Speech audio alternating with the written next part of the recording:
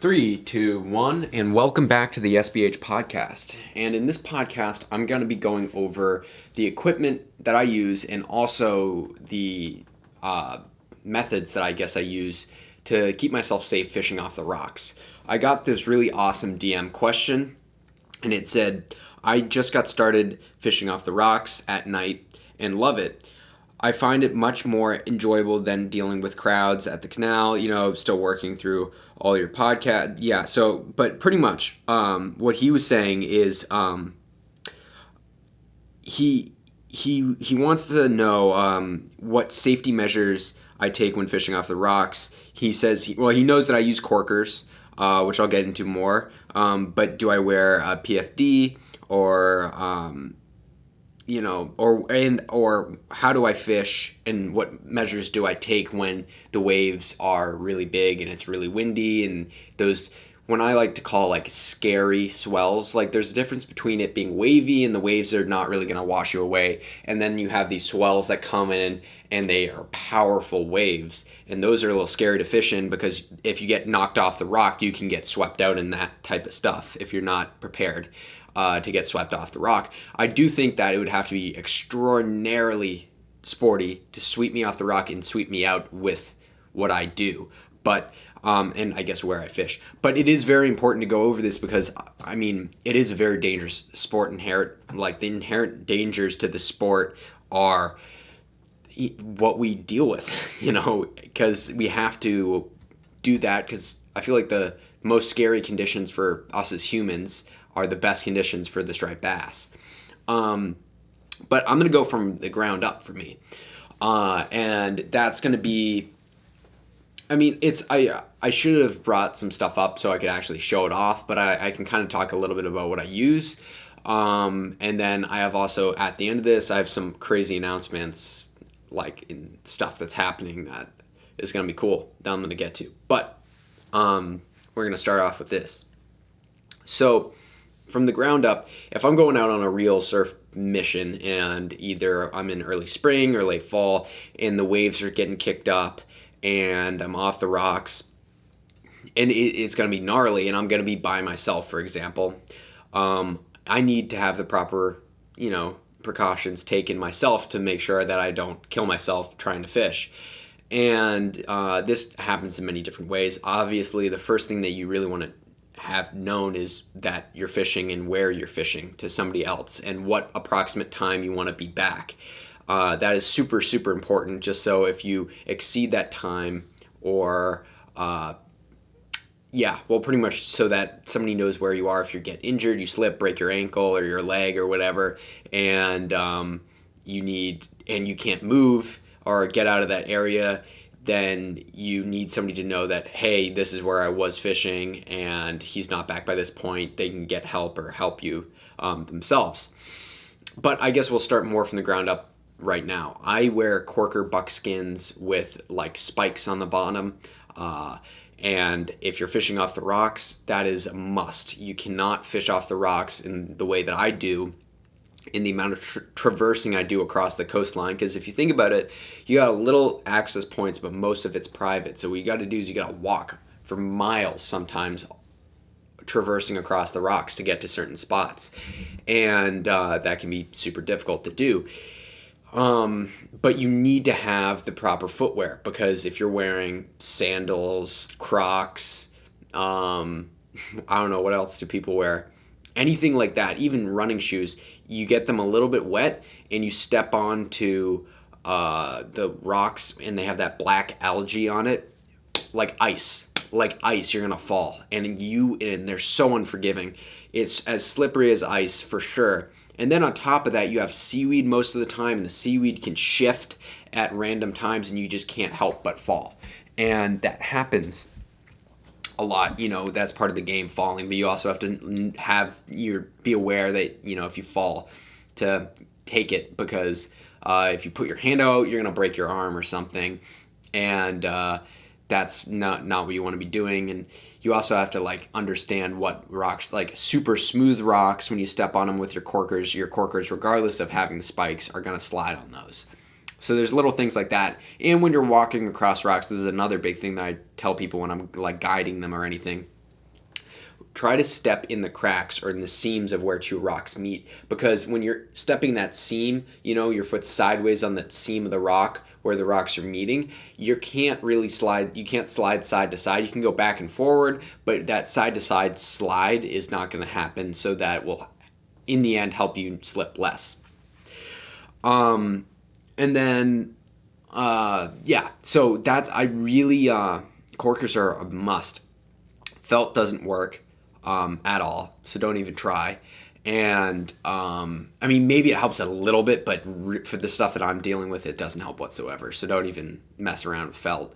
And then pretty much other than that, for shoes wise, that's like all I'm using. And then when we'll go up a layer, I guess, I don't wear anything fancy for socks, although in general, something that's just health-wise for your feet, if you put something, there's like covers that go over your shoe from like your pants, so that or your pants. There's like these covers that go over your shoe. I forget exactly what the name of this is. I have them on my waders that just cover up the top of my boot so that rocks and stuff don't get into them, because they can kind of hurt your feet as you're walking, and that's really important, I think. And if you can get those, that's a really it's a good thing to have. And then I guess we'll go one more layer up. If I'm fishing I guess there's two parts to this.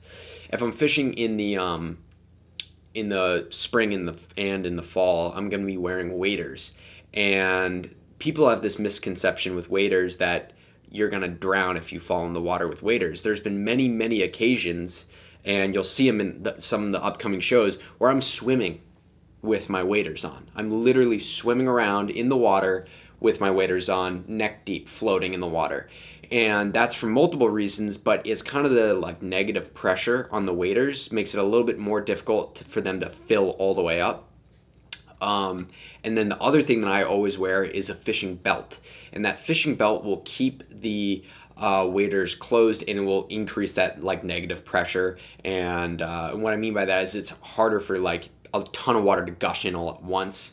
Water still gets in, and sometimes when you're swimming around with your waders, you'll get like a half cup of water in your waders, but it's not like you're going to be drowned by your waders. It just doesn't happen like that. And so fishing belts are super important to have when you're fishing with waders.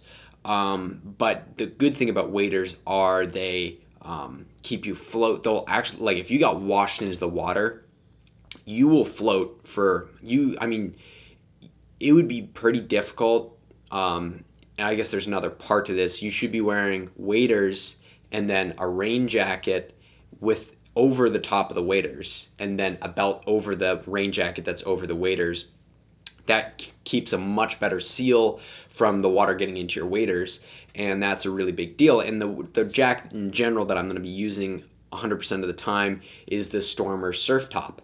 And the Stormer Surf Top is the best jacket for surf casting, period. There's no better jacket. It's built for it. It's built for exactly what we do, and there's no better jacket that does what it does. Keeping water out, keeping you dry, keeping you warm. End of story, no better jacket.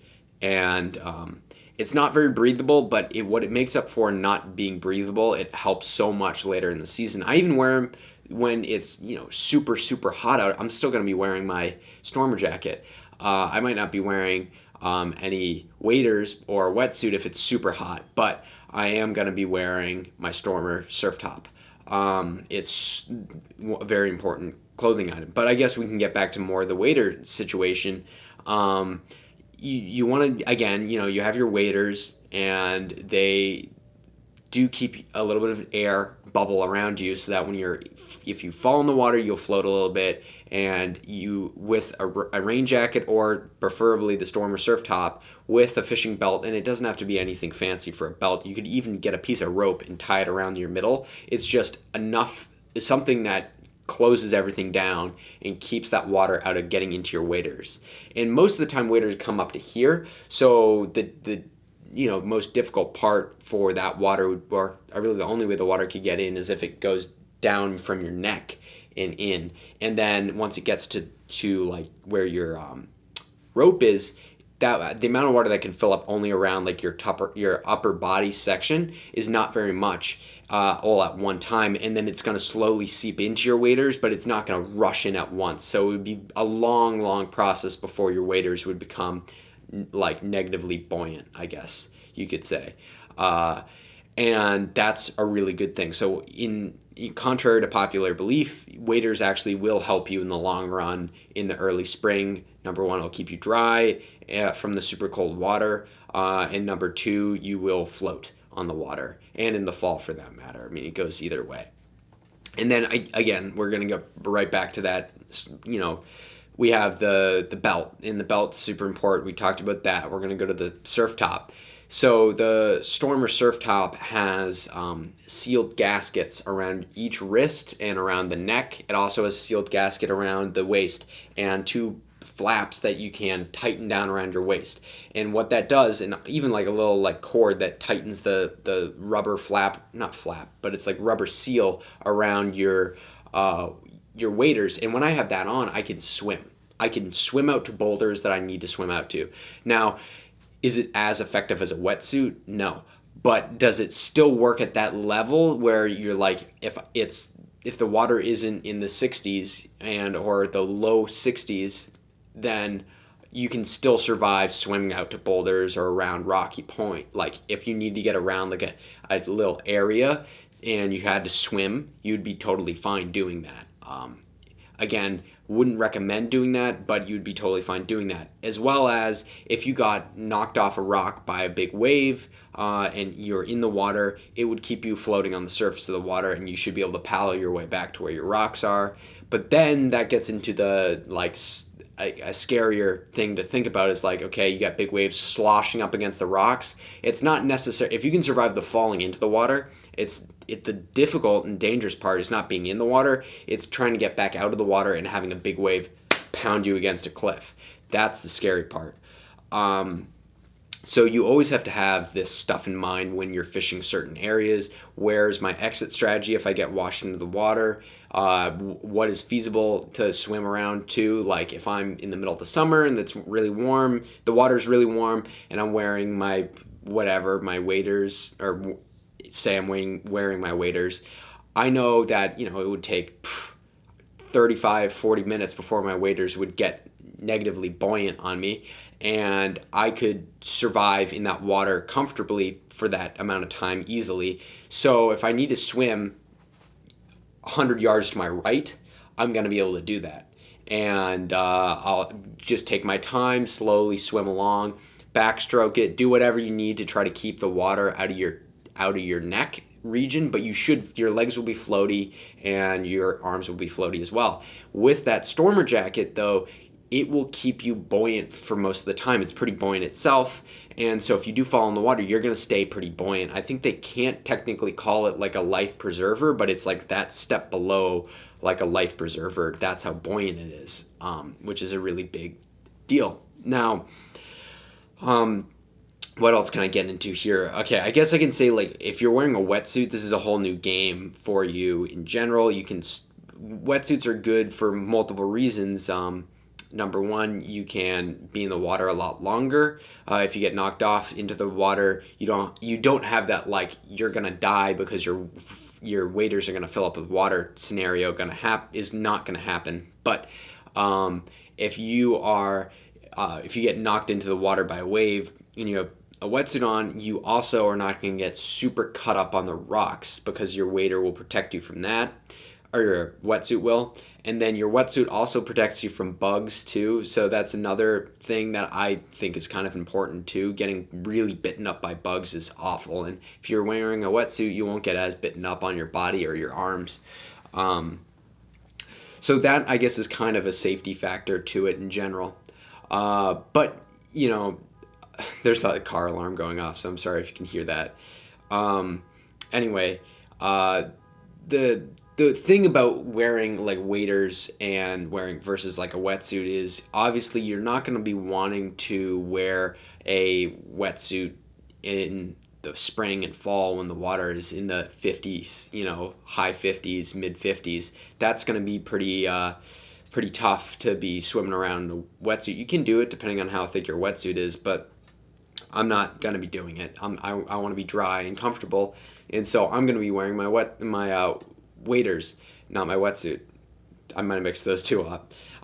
Anyway, but that I like the pros and cons are, you can obviously waders are going to be more dangerous, but wetsuits are going to be you're going to be more uncomfortable in a wetsuit. And I have both. People were telling me when I was getting a wetsuit, they're always like, "Why'd you buy a wetsuit? Wetsuits are horrible off the rocks. You're just going to poke holes in them and all the rest." I literally have one tiny little nick in one of my wetsuit in the past 2 years that I've used it. Or my wetsuit, my God, my waders. I only have one little nick in my waders, and I just patched it up, and I've had no problems with that. Now, if you're not as comfortable on the rocks as I am, and you fall more, yeah, you're gonna probably beat up your waders. Your waders pretty good, but that's the other thing. Waders are very expensive and they're easy to beat up. And then we're gonna that's for me. That's legitimately it. I don't wear a helmet. I don't wear a PFD. And I have before. And one story I like to tell, when I did wear one of those inflatable, what would happen is if it sensed the water, the thing would blow up with air. It was probably back, 4 years ago? That was a long time ago, but it was 4 years ago, so I was a lot younger, and back then catching keepers was probably catching a 30-pounder now. That's the equivalent to me right now. And so uncommon, maybe we get a handful of them a year, but it wasn't something that we did very often. And so one story in particular, I was fishing a spot and I caught a keeper. And as I was reeling it up onto the rocks, there were some waves that day. So I was reeling it up onto the seaweed mat where there's waves that were sloshing up, and they're decently big waves. And I was trying to not get destroyed by a wave, but I got the fish up and it popped off, and I saw a wave coming, so I quickly got down and I pushed on the fish, and it slid into kind of a hole area. And so I'm holding this fish in the water, and I have waves slosh up onto me, and I'm holding onto my rod, and I'm holding onto the fish, and I'm like, what do I do? So I was starting to figure out how I was going to grab this fish, and then my inflatable life preserver blows up. It pushes my head back, and the thing blew up so much it started choking me, and I was getting literally choked by this waiter. This man. I was getting literally choked by this life vest, and I had to unbuckle the thing to be able to get out of it. And the only way I could do that, I'm holding one hand on the rod, one hand on the fish. I had to let go of something, and there's waves sloshing around. If I let go of the rod was going to be gone. So I let go of the fish. The fish got washed away, and now I'm getting choked out by my life preserver, having lost a keeper that I catch barely a handful of them a year, and I was pissed. And so I unclicked the thing, and I vowed never to wear one again.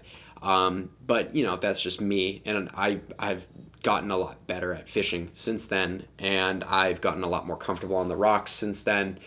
But if you are starting out and you don't have corkers, or you do have corkers in general, and you are starting out, you're not super comfortable on the rocks, or comfortable getting into the water, or getting knocked off the water into the water by a wave or something, you need to practice it, because it's very important to practice.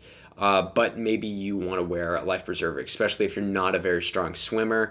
You need to have that, life preserver, because you need to know that you can swim if you need to get away into the water, or away from into a safe area to swim back up onto the rocks. And then the other thing that I do wear, I was just thinking about going up onto my head is when I'm fishing by myself, I always wear some sort of a Bluetooth earbud, so that I can have quick access to calling someone if I need help. That is very important. I'd also suggest ones that are waterproof. I wear the Jaybird Tyra Pros, and those are just the ones that I wear, because they're like IPX7 or something like that, which is, I think, I don't know, something like that, and which is like like pretty much waterproof. And I have my phone in a life-proof case, and I can connect. Like if I need to call someone, I can access Siri really quickly without having to dig into my pocket or into my bag to grab my phone. And that could save me at some point if I need it. And or if somebody needs to call me of an emergency, a lightning storm's coming, something crazy happens, they need to call you, they can get easy access to you too. So that's always good to it's good to think about wearing something like that. That's probably as far as I'd go. And you can go even further and have somebody have access to like your location services on your phone, so they know exactly where you are when you're fishing. And that's something that you can do as well, if you want to be even more safe, because then somebody can know exactly where you are if you hurt yourself, and go exactly there to save you, which is important. Yeah. And then I guess we're going to talk about like what I do in big crazy surf. And a lot of this is a judgment thing and a confidence thing. I don't get hit off of rocks. I don't do that. That's just not how I fish. Yeah, every once in a while I'll have a wave hit me waist deep, but or hit me in my chest. But I'm not gonna be out there on a rock and have a giant wave come up and just smash me in the face and knock me 20 feet back. Like, I'm not fishing something like that. That's just ridiculous. And I'd definitely not fish something like that if I was by myself. Nor would I be swimming out to boulders and stuff when I'm by myself. Unless it was super, super calm and there's no risk. And that's something that's like the low risk scenarios are like wade walking areas. I'm not super, like that's not that dangerous really, depending on the surf. But it's always good to have somebody with you if you can. Like if you can have one person with you, that's always the call. But if this is, I guess, strictly so if you're by yourself, as far as like what you should be doing, in my opinion, just because I feel like this is the bare minimum that I do, or pretty much the bare minimum that I do, personally. And like if you're doing what I do, I can't imagine doing it without having someone know where you are at all times, without corkers, without a stormer jacket. Like, yeah, like it's important to have all that stuff, as well as like if you fall in a stormer jacket and that thing's gonna save you when you're falling and stuff. So that's super important too. What else is really important? There's a lot of things that, oh yeah, I want to get into like how I deal with like being out there when there's a lot of big waves and surf. Like there's one time in particular. I have just memories of being out there and just watching these mountainous waves come at me, and just trying to figure out, okay, where can I stand successfully? And there has been times where you got to know when to quit, I guess. And there's one location where the waves were so big, like so ridiculously big, I couldn't even get halfway out to where I wanted to go. Like I wanted to go out and then across a mile to the left, and I couldn't even get out to where I started to go to the left, and because the waves were so big, and it was in a little bay area, and the waves were 8 feet high there, and I'm like, what is going on? And I could not get to where I needed to be, and that's when you need to be like, okay, quit. I tap out, and that happens, and that's where you have your plan B. And sometimes, that was a full moon or a new moon or something like that, and I knew it was going to be good, and it would have been good if I could get out there. I had eels, I was ready to go, I was ready to catch a monster bass, and it just wasn't happening.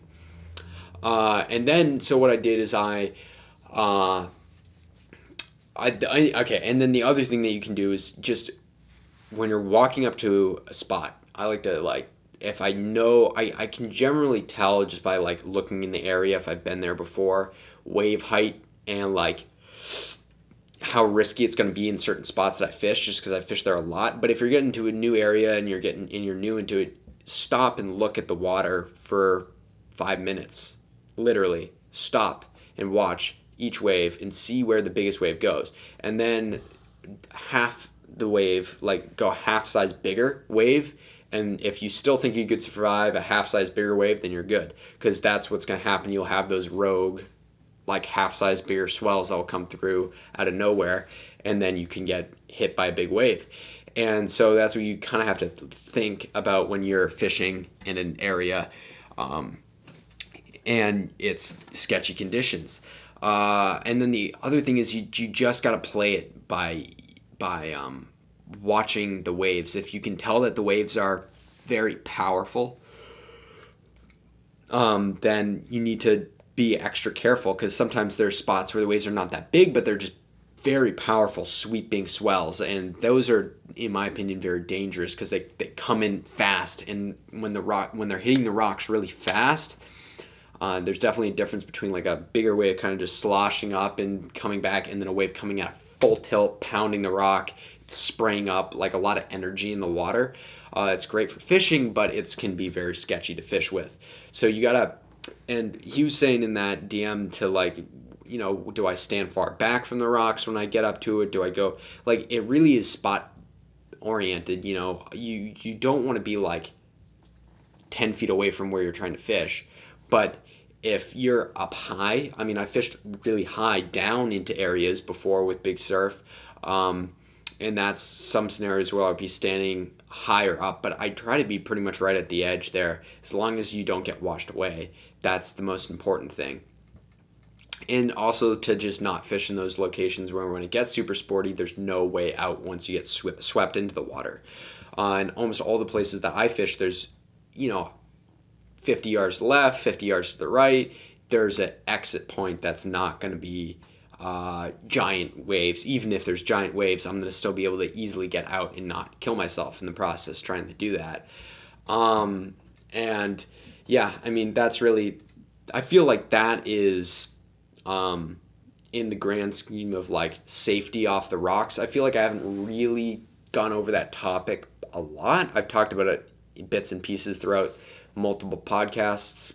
But it's definitely something to keep in mind in fishing, and I hope that like this can help you be safer off the rocks or change the ways that you're doing stuff.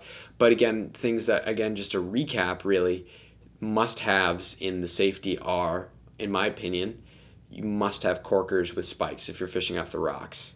You must, if you're wearing waders, have a belt of some sort and a rain jacket going over the top of the waders, not under the waders. Has to be over the top of the waders, because if it's under the waders, it defeats the whole purpose. The wave's going to hit and wash right into your wader. So it needs to be over the top of the waders. And then if you're not wearing waders, it's not a big deal. Again, I think a stormer jacket in general is a must-have when you're fishing, surf casting in big surf or really off the rocks in general. Safety for your upper body. You don't get bitten up by bugs as much. If you're fishing during the day, it's a less of a thing that I'll bring if it's super hot. But if I'm fishing at night and I can get away with wearing it not being too hot, even if I can get away with wearing it during the day and not be too hot, then I'm going to be wearing my stormer jacket. Yeah, and so that's like, I feel like stormer jacket, belt, very important. And then I'm going to go with earbuds connected to your phone that is in a waterproof case of some sort. And that's really, really important in my mind when you're fishing by yourself. Again, another important thing that's really, a necessary thing to have is somebody that knows exactly where you're fishing. If you're fishing by yourself, somebody that knows exactly where you're going to be fishing and what your plan is for time, is how long you're going to be fishing for. And then because all of that's just super, it's something that you really need to just get down. And then, yeah, I mean, I feel like that's it right there for safety. As like far as safety wise goes, that is a very important safety precaution to take. Okay, so I feel like that whole segment, I guess I just did a whole segment on just safety gear in general. I feel like that pretty much covers everything I want to talk about or wanted to talk about. I'm sure I missed something, but corkers. If I'm wearing wetsuit, I mean wetsuits are good for what they are. Waders, I'm gonna be wearing that jacket. Yeah, belt. Yep. I'm not wearing a PFD or anything on my head really that's gonna protect me. Besides having the earbuds. Yeah, I think that's it for safety gear. Um, yeah, and then if you can fish with somebody, that's probably the other most safe way that you can fish is with a person, because then that person can actively save you if you're getting washed off a rock. Um, okay, so now let's move into kind of just weekly things that have happened this week. Does that make sense?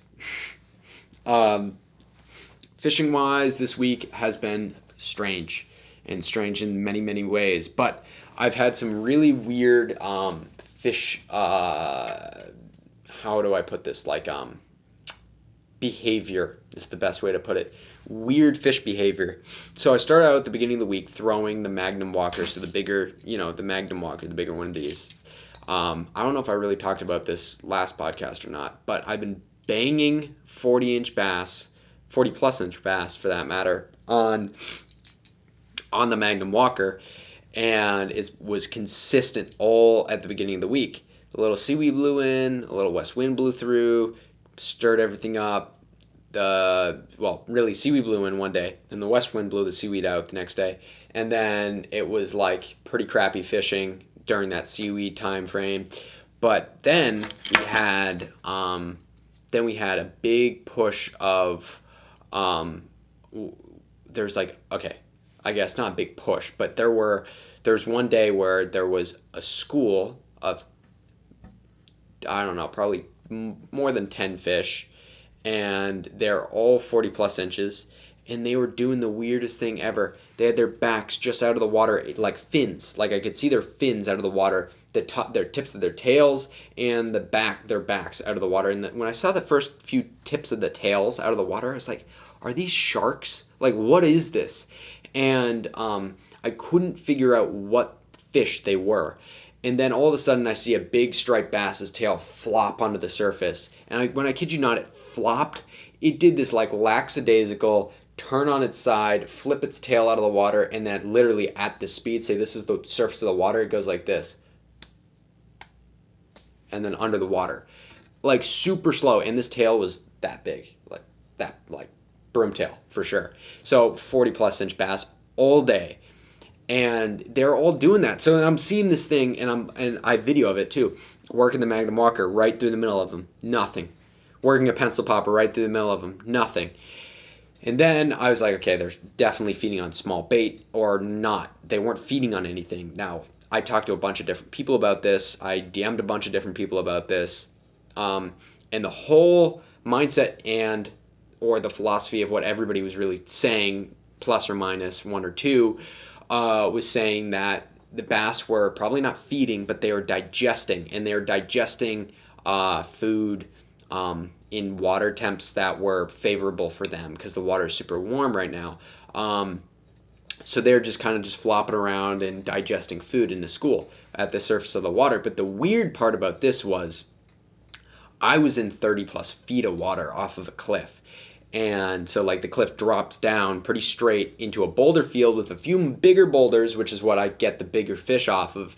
But those bigger boulders are maybe like 10 or, well, yeah, I guess probably about 10 to like 20 feet under the water at their biggest. And when I'm talking about big boulders, I'm talking about house-sized boulders under the water, like huge. And that's what you're pulling the fish off of. But there are just drops off into 35, 40 feet of water there. And the bass were cruising the surface, flopping around above the boulders, but they're just cruising around. And you'd watch them, they're just moving around slowly. And I could not get them to eat. Now, I had a lot of people tell me should have been throwing sluggos, did that, but didn't do it right at the time that they're rolling around on the surface. And then I had people telling me I should have thrown a little like jumping minnow type plug, and had that in mind. I was like, oh, if they come back around, I'm gonna throw like a jumping minnow at them and see if I could do that. And that was really the overwhelming consensus on what those fish were doing. I thought I would share that with you guys just because it was kind of a weird, interesting thing that I dealt with.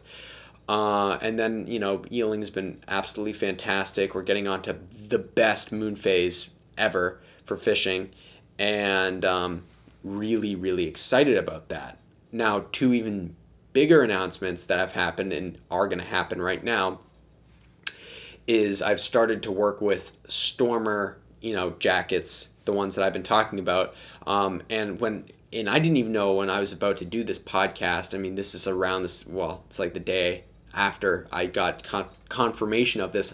I have my list of things I'm going to talk about in the podcast, and I was going to talk about Stormer jackets in this way before I even got or started working with them on promoting their gear and whatever. But that's besides the point. That's just like a huge, like, awesome thing for us as a company of striped bass hunt, getting promoted or being able to promote their gear. And I'm going to be posting, they're going to be posting weekly photos of mine on their Instagram. So if you haven't yet, follow Stormer. I think it's Stormer. I want to get this right for you guys, on their, what their Instagram exactly is before I tell you the wrong Instagram handle here. Hold up. Stormer USA, and Stormer is spelled STORMR, and then USA, and that is really cool. But just stay tuned. What I really want to say is stay tuned for my photos that are gonna get posted off of that. That was my whole point of saying this, is go check out that page, because they're gonna be posting a lot more of my photos on there, and yeah, and some old ones. So they're going to bring some old ones back to life, but also some ones that I've never shown before. And then what was the other thing I wanted to talk about? Yeah, okay. And then this is another huge thing. I can't believe why I couldn't think of this. So today, or rather a few weeks ago, I had somebody contact me asking for photos for On the Water magazine. And they put me on their cover photo. So that was really cool. I feel like, but the bigger kind of like thing for me is, like, I started my Instagram pretty much a year ago around now. And I'm now already, like, in a year I've started, like, it's just so crazy that I dreams and aspirations to work with companies that I fish with regardless and fished with regardless. And would continue to fish with regardless of me, not, like, if I was associated with them or not. And to be able to actually work with these companies or be able to be a part of it in some way, I feel like in only a year of doing what I'm doing, I just think that I've been super lucky, and I'm super thankful for everybody that has helped me and been involved in doing this whole crazy process. And I just can't believe that how far it's come so quickly. And I really appreciate everybody that was super supportive and like congratulated me about that, because I put a thing on my story about it. And I want to thank everybody that DM'd me and said, really nice, super kind words about that. It's really awesome to see that it's a good community to be in, the fishing community. It's really cool. And that's really what I wanted to talk about this podcast. I don't know if it's going to be too long of a podcast in general, but we had, other than like the moon phase coming through, I'm going to be fishing with some cool people coming up. I'm going to be fishing with Jim Root from Stormer of Real Bragging Rights TV show on like the Sportsman channel, so you guys can check that out. He seems like a really cool guy, so I'm going to be fishing with him a little bit around this moon phase at some point. So that'll be really cool. Which is the cool thing is he films, like, the way that he films and the equipment that he uses is the same equipment that we use. So the really cool thing about that was talking to him and talking to somebody that has very similar struggles and or works very similarly to how we do with our gear is very interesting. Because believe it or not, it's very difficult to film in the water, like being in the water and filming this stuff. And then obviously we probably have one of the best striped bass films out there coming out. We have one coming out this Saturday, which is awesome. It is what it is. There's not a lot of big fish in that episode because there's not any big fish in that episode, but you have to keep in mind that was all springtime fishing, and then the following episode is going to be all monsters. So stay tuned to that for that, because that's going to be multiple beast-sized fish. And when I mean beasts, I mean giants, total giants. I think there's not a single. I'm not sure yet because we haven't fully started editing it, but there will be almost no bass. There'll be almost no bass under 40 inches in that whole episode, which I understand is like not that crazy, but that's still pretty crazy that we were able to get the footage we did. And none of these fish were caught at the Cape Cod Canal, and they're all caught off the rocks and surf of Cape Ann, and and all from throughout kind of the different times. I had one from May, one from June. All right, no, was that May or June? I don't know. I can't remember. It was like right on the border. But it was like, I think there's one from May, one from June, and there's two from July that we have. And that are like really, actually, there's more than that. We have 1, 2, 3, 4 in one day monsters. So there's some crazy stuff that's gonna go down later in this. Just coming up, there's some crazy stuff that's happening. So anyway, thank you guys for listening to this podcast and watching the podcast if you're on YouTube. I hope you guys enjoyed this episode. It was more informational at the beginning, but then I wanted to go into that little crazy story of the bass finning and flopping around at the surface. And comment below if you've had similar experiences with bass doing that in super deep water like that. Because I'd be curious. I know maybe some people on the boats have seen that, or if you've been, maybe I know that happens a lot when they're feeding on like sand eels in super shallow water, but like for that to happen where it did was just so weirdly extraordinary, that I had to share it. Normally if I saw a school of bass, just big fish swimming on the surface, which happens, I probably wouldn't really be sharing it on this podcast, but because it was so weird and they're so like floppy and like tails out of the water, I had to share it. But anyway, thank you guys for listening and watching this podcast, and I'll see you next time.